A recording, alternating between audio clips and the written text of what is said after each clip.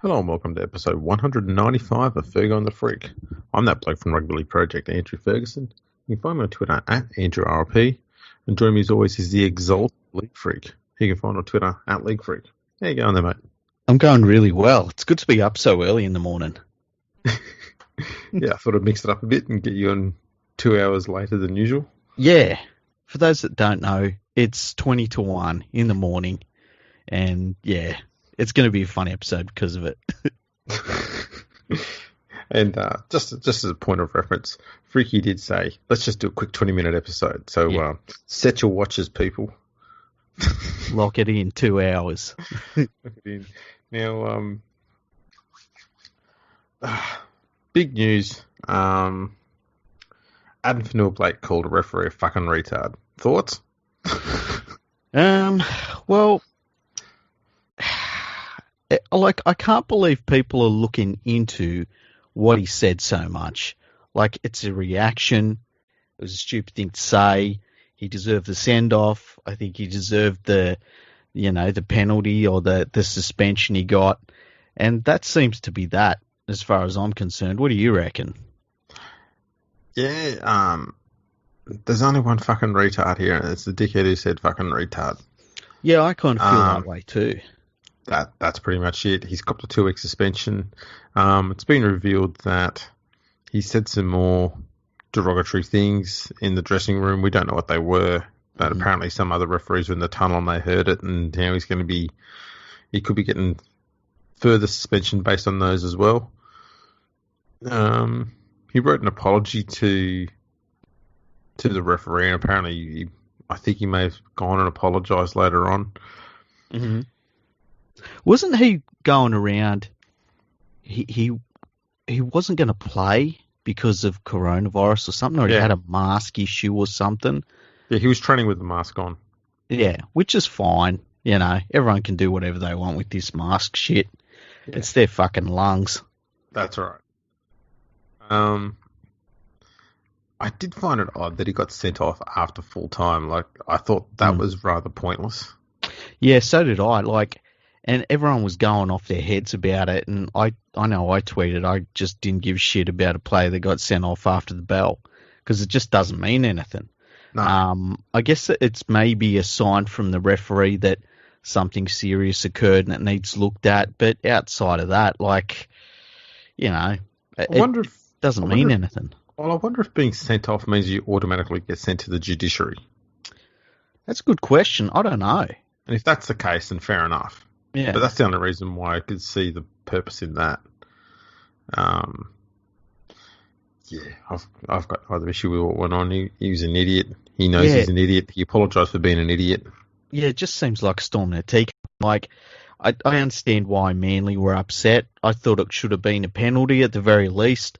But a lot needed to happen for them to, even tie the game up. And I'm not going to cry any tears for Manly. I can tell you that much. No, not at all.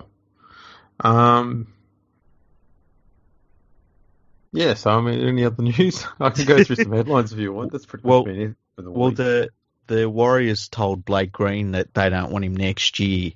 And it's become a bit of a story for some reason. I'm not sure why.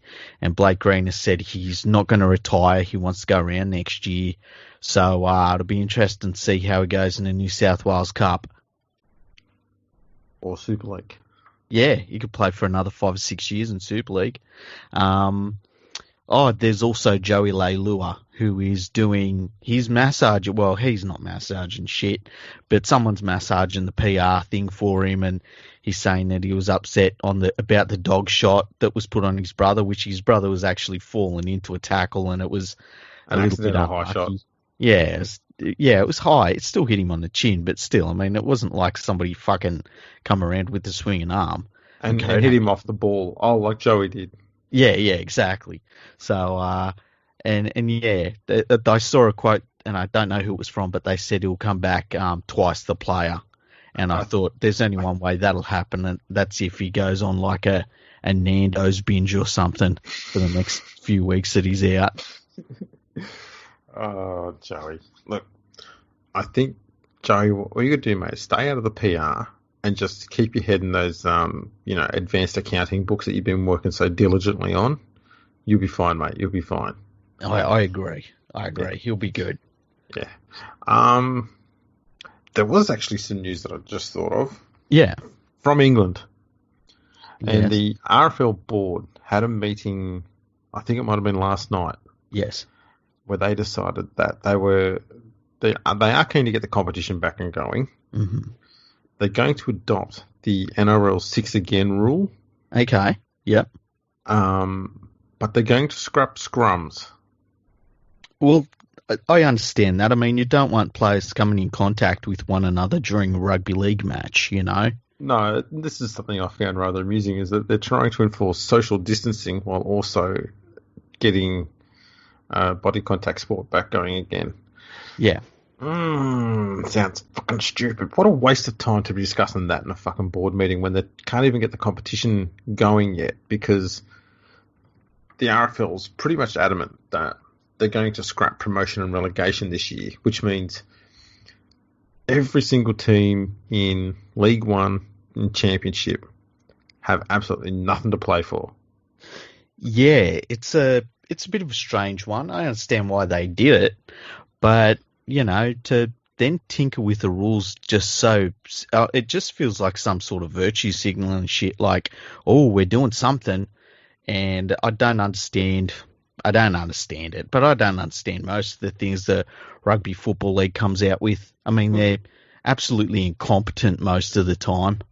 I have a solution for them. Okay, for this year only. Mm-hmm.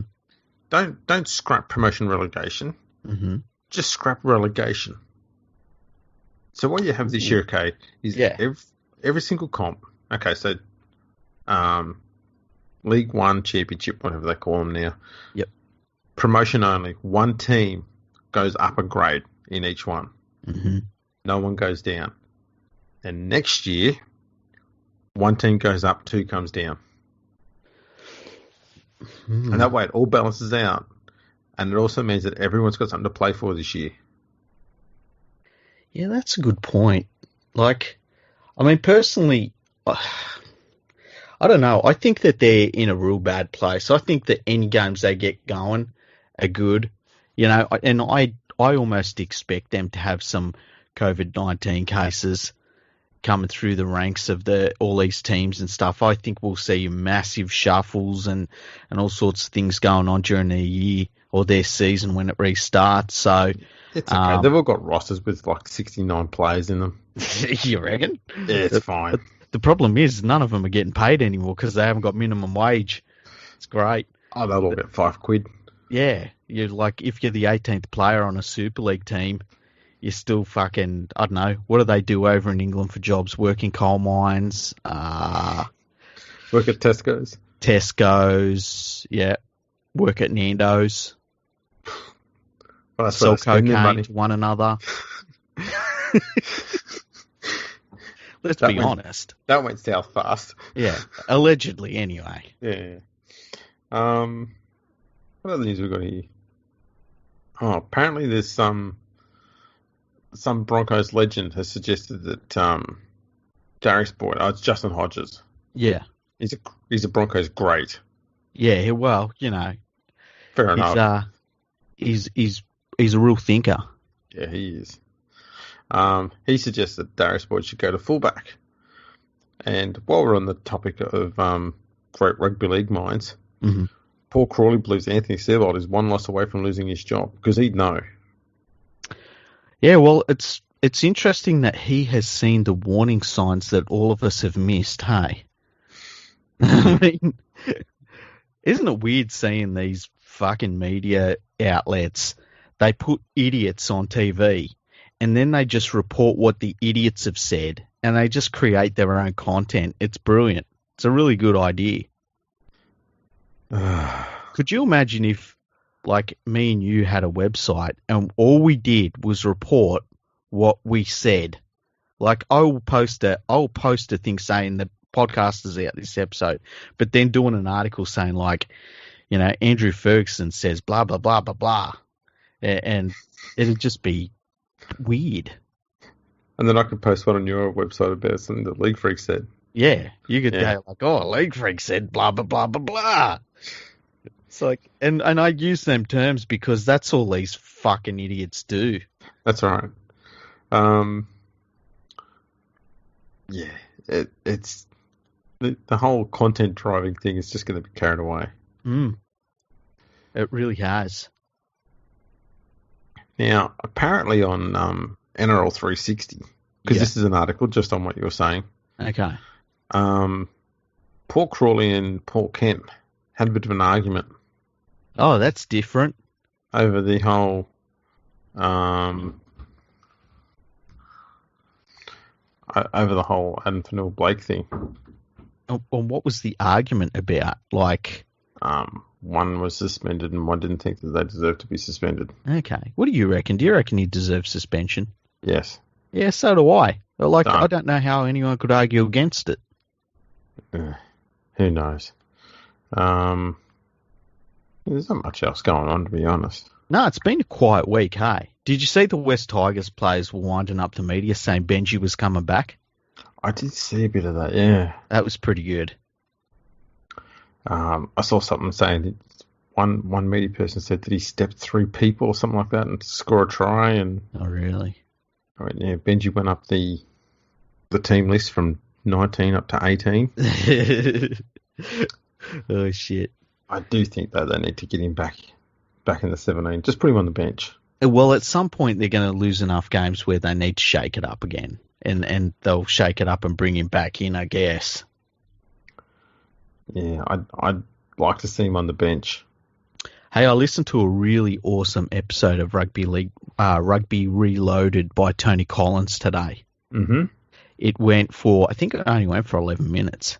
Yeah, most of the episodes go for about 10, 11 minutes. Yeah, and he was talking about why Great Britain and Australia, like he talked about the last Ashes series that Great Britain won against Australia and why they've lost every single series since. And it's the first time I've really heard it broken down from somebody that's within Great Britain so well. Like, he absolutely nailed it. I retweeted it to my followers and said, like, all the English fans should have a listen to it, because he really broke it down in terms of, like, the professionalism and also that Australia had with things like fitness and things like that. And then he also put it down a little bit to the changing of the rules in terms of the going to 6 tackles in the game, and how that kind of took away what Great Britain's strength was in forward play, and their forwards having a little bit of skill and things like that. And then on top of that, there was a minimum wage cap, I guess, or actually it was a maximum wage cap from memory that was removed for soccer players in England, and it allowed the soccer players to earn so much more than the rugby league players, so it become more of a career path for a young athlete in England. And he just broke down a bunch of different changes that were made, and some of the just the differences between the way that we look at sport between the two countries as well.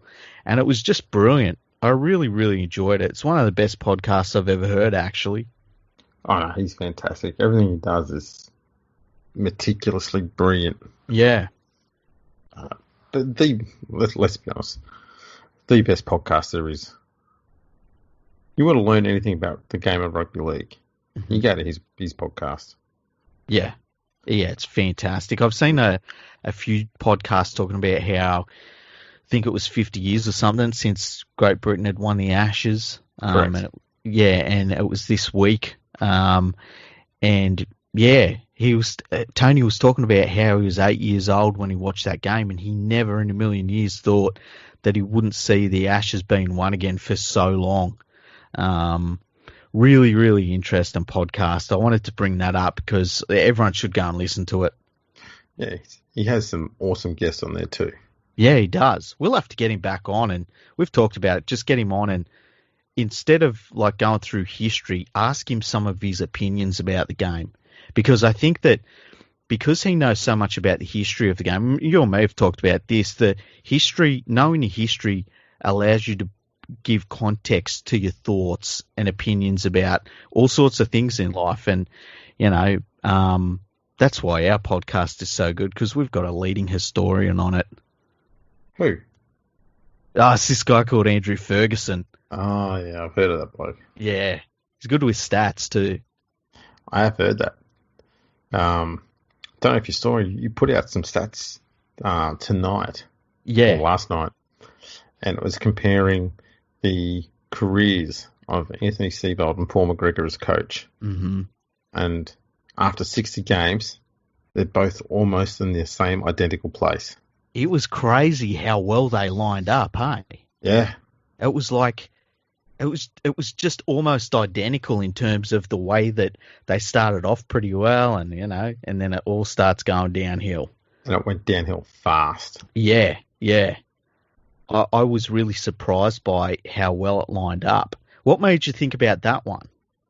Well, I was thinking with Paul McGregor, he did have a pretty decent sort of start.